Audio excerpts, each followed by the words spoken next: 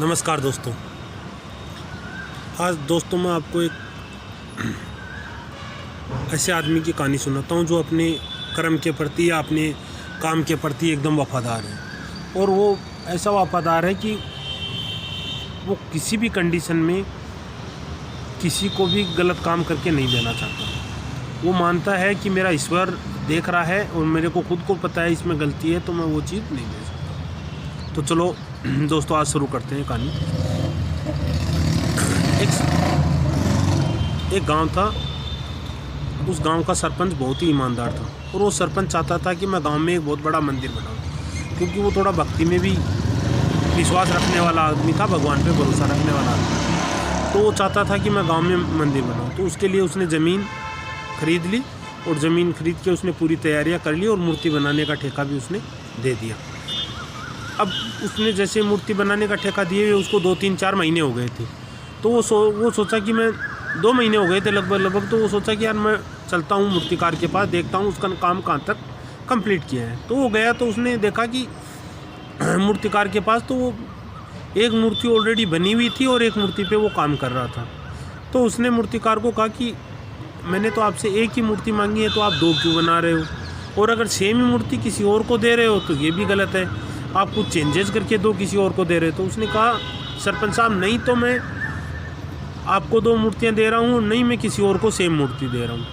मैं इस मूर्ति में कुछ कमी है, इस वजह से मैं दूसरी मूर्ति बना रहा हूँ। अब सरपंच की थोड़ी उत्सुकता जगी, वो उस मूर्ति को चारों ओर से देखने लगा। उसको लगा यार मुझे तो ऐसा कुछ खास नज़र आ नहीं रहा है इस मूर्ति में कि भाई इसमें कुछ कमी है, तो फिर ये मूर्तिकार क्यों बोल रहा है कि इसमें कुछ कमी है। तो उसने जिज्ञासावश उसने मूर्तिकार से पूछा कि भाई इस मूर्ति में मुझे कोई कमी नज़र नहीं आ रही है, तो आप यही मूर्ति मुझे दे दे। तो उसने कहा नहीं सरपंच साहब, इस मूर्ति में ये देखो नाक के पास एक थोड़ा सा मामूली सा एक निशान था।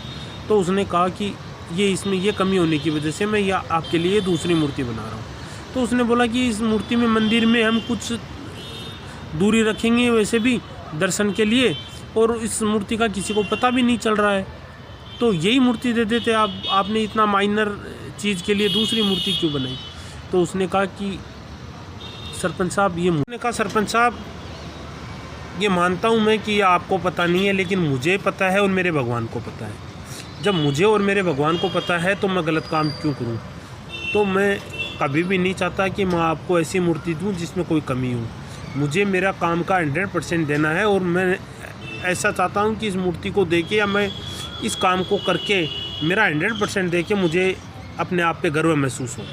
तो सरपंच साहब उसकी बात से बहुत इम्प्रेस हुए और सरपंच ने कहा कि मूर्तिकार आज मुझे तेरे से जो चीज़ सीखने को मिली है मैं इसको ज़िंदगी भर अपनी याद रखूँगा और अपनी ज़िंदगी में इसको मैं फॉलो भी करूँगा। तो दोस्तों इस कहानी का मोरल ये है कि आप अपने काम के प्रति ईमानदार रहिए। अगर आप अपने काम के प्रति ईमानदार हो तो सफलता आपको मिलेगी ही मिलेगी।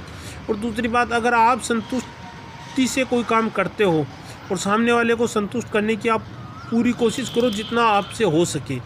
और आपको कहीं पे भी डाउट हो रहा है तो आप उस काम को दोबारा से करो, तिबारा से करो, मतलब बार बार उस काम को रिपीट करो। लेकिन अगर आपके खुद के मन में ही कुछ डाउट है और आप किसी चीज़ को उसको दे रहे हो तो उस काम में फिर सफलता मिलने में बहुत टाइम लगेगा। तो मेरा मानना है दोस्तों, अपने को भगवान को ये मानना चाहिए कि मैं किसी भी काम का 100% दूँ और इसके लिए मुझे मेरा भगवान देख रहा है।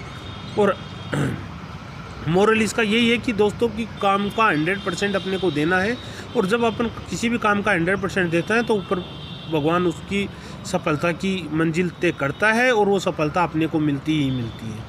तो दोस्तों अगर ये कहानी बढ़िया लगी हो तो मेरे चैनल को लाइक करो, सब्सक्राइब करो और शेयर करो।